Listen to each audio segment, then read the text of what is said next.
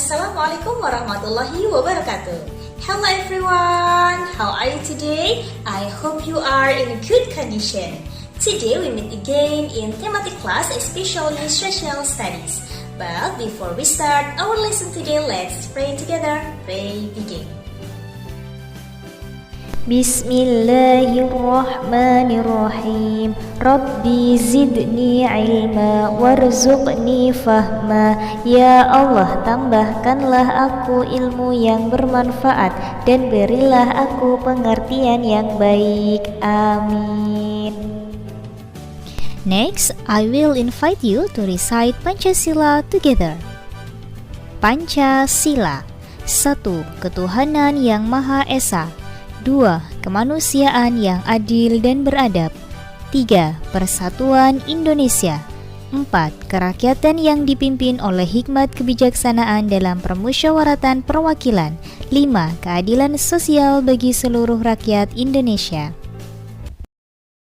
Oke, langsung saja kita masuk ke materi inti. Nah, hari ini kita akan belajar tema 1, subtema 1 muatan pelajaran IPS. KD-nya yaitu mengidentifikasi karakteristik geografis dan kehidupan sosial budaya, ekonomi, politik di wilayah ASEAN. Asia Tenggara merupakan kawasan yang terletak di sebelah tenggara benua Asia. Asia Tenggara berada di antara benua Australia dan benua Asia. Asia Tenggara terletak di antara Samudra Hindia dan Samudra Pasifik. Indonesia merupakan salah satu negara dengan luas perairan dan daratan terbesar di Asia Tenggara. Hal ini tentu mempengaruhi kehidupan sosial budaya bagi warganya. Negara-negara di Asia Tenggara umumnya memiliki kondisi geografis yang sama. Akan tetapi, kesamaan kondisi geografis tersebut tidak menjamin kehidupan sosial budayanya pun sama.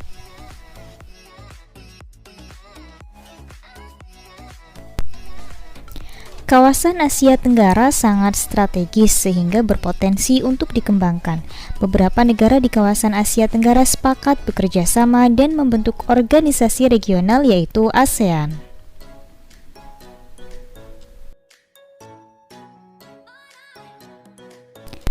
ASEAN adalah singkatan dari Association of Southeast Asian Nations, adalah sebuah organisasi internasional yang beranggotakan negara-negara di kawasan Asia Tenggara.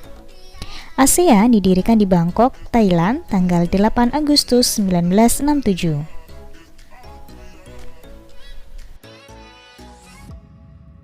Tujuan didirikan ASEAN diantaranya adalah sebagai berikut. Yang pertama, mempercepat pertumbuhan ekonomi, sosial, budaya di kawasan ASEAN. Yang kedua, meningkatkan perdamaian dan stabilitas regional di kawasan Asia Tenggara. Kemudian yang ketiga, menangani masalah yang timbul demi kepentingan bersama. Dan yang keempat, memberikan bantuan dalam bidang pendidikan, teknik, dan administrasi. Selanjutnya yang kelima, memelihara kerjasama dalam organisasi internasional dan regional.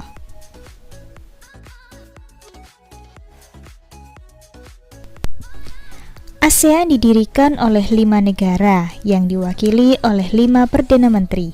Yang pertama, Indonesia diwakili oleh Adam Malik, Malaysia diwakili Tun Abdul Razak, Thailand diwakili Tanat Khoman, Singapura diwakili oleh S. Rajaratman, dan Filipina Narciso Ramos.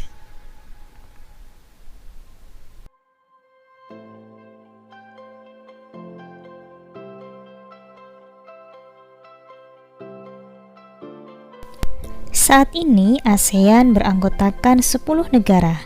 Ada Indonesia, Malaysia, Thailand, Singapura, Filipina, Brunei Darussalam, Vietnam, Laos, Myanmar, dan Kamboja. Mari kita bahas satu persatu kehidupan sosial budaya masyarakat ASEAN. Kita awali dari negara Indonesia. Indonesia terdiri dari bermacam-macam suku bangsa seperti Jawa, Madura, Sunda, Bali, Betawi, Bugis, Sasak, Asmat, Dayak, Nias, Batak, Minang, dan lain sebagainya. Ada 6 agama di Indonesia, yaitu Islam, Kristen, Katolik, Hindu, Buddha, dan Konghucu. Hampir semua suku bangsa di Indonesia memiliki bahasa daerah masing-masing. Ada Jawa, Madura, dan lain sebagainya. Indonesia memiliki berbagai macam tarian daerah loh teman-teman, seperti tari remo dari Jawa Timur, tari sedati dari Aceh, tari piring dari Sumatera Barat, tari legong dan pendet dari Bali.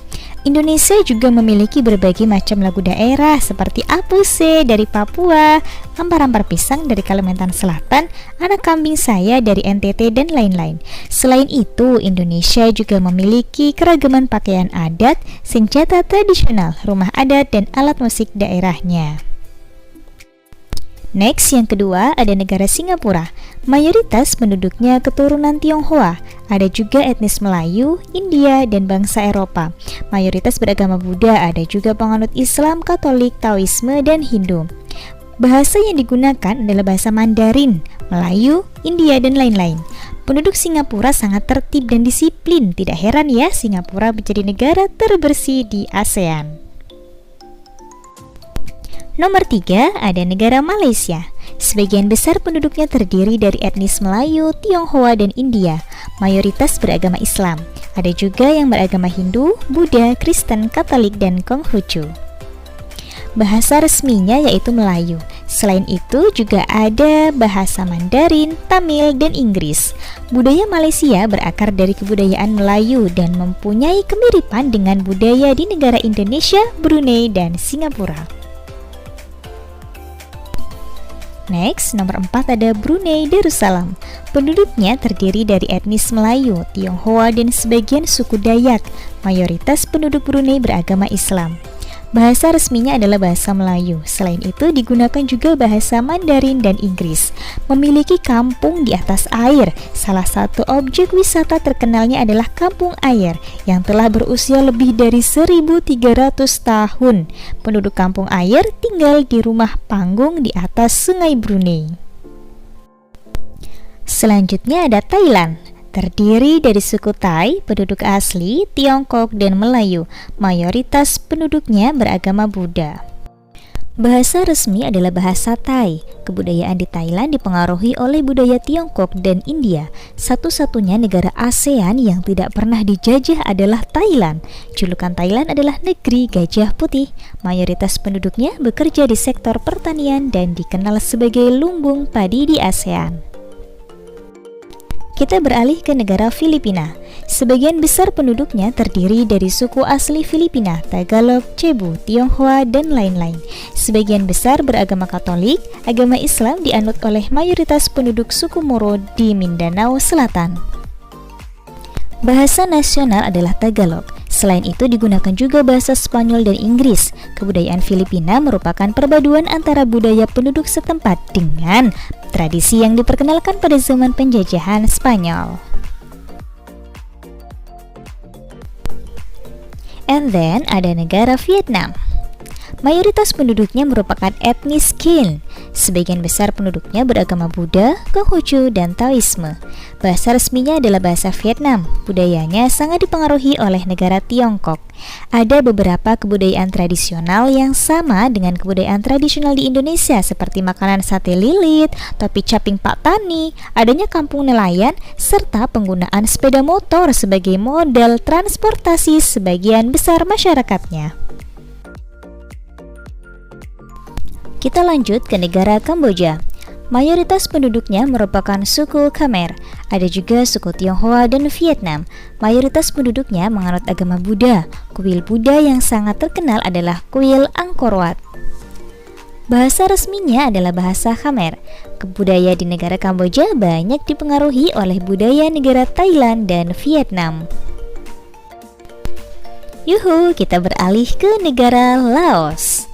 Mayoritas penduduknya adalah etnis Lao. Sebagian besar penduduknya beragama Buddha. Bahasa resmi adalah bahasa Lao. Olahraga tradisionalnya Katau atau kita kenal dengan sepak takraw. Alat musik tradisionalnya dikenal dengan nama khaen, yaitu sejenis pipa bambu. Terakhir adalah negara Myanmar. Penduduk Myanmar terdiri dari etnis Myanmar, Karen, Shan, India, Tionghoa, dan lain-lain. Mayoritas penduduknya beragama Buddha. Kita beralih ke tugas ya teman-teman. Silahkan dibuka bukunya halaman 12, kerjakan number 1, 2, and 3. Kerjakan di buku latihan ya. Deadline pengumpulan hari Rabu pukul 2:30 sore. Kerjakan tepat waktu ya teman-teman. Good luck. I think enough for today. Thank you very much for your nice attention. Wassalamualaikum warahmatullahi wabarakatuh. See you next week. Bye-bye.